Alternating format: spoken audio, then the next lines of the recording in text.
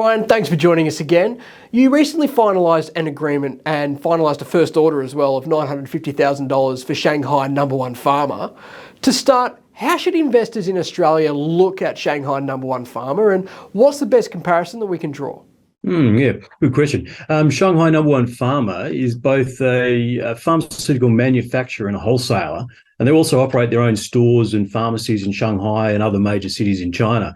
So probably the obvious comparisons in Australia that come to mind are companies like Arrotex or Wesfarmers API business with their Priceline stores, and Chemist Warehouse with their online and offline positioning, selling direct to consumers. So as you can see, it's a fantastic partnership for both RLG and our client brands, and it allows us to work with #1 Pharma to source the products that they need. We can also identify those products which are in high demand from the feedback we get from them, and it provides a ready-made marketplace both online and offline for our existing portfolio of brands.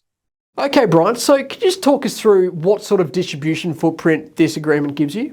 It gives us a really extended and broad online reach with #1 Pharma's online stores, but also a distribution network through hundreds of stores and pharmacies in cities like Shanghai, Ningbo and Tianjin, and other substantial cities through China. I mean, the brand awareness of consumers seeing our products on shelves and online that are marketed and distributed by RLG in China is also invaluable for both us and our clients. And so it's a really exciting opportunity that this partnership presents for us.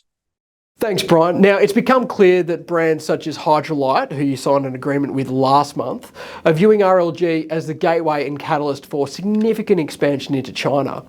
Are you seeing increased activity by brands and companies trying to crack it into China? And how much of an opportunity does that provide RLG as demand ramps up? Yeah, I mean, we're certainly seeing a really strongly growing interest from companies and brands globally who are seeking to access this China market. You know, China remains a very big and still growing market. It's especially in the food and health and functional food space, where there's a growing middle class that has a great awareness for health and the increasing disposable income.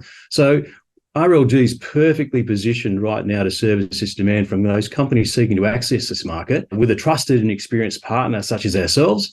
And we also have a growing marketplace of customers and consumers and sales channels to service the demand that we're seeing in China.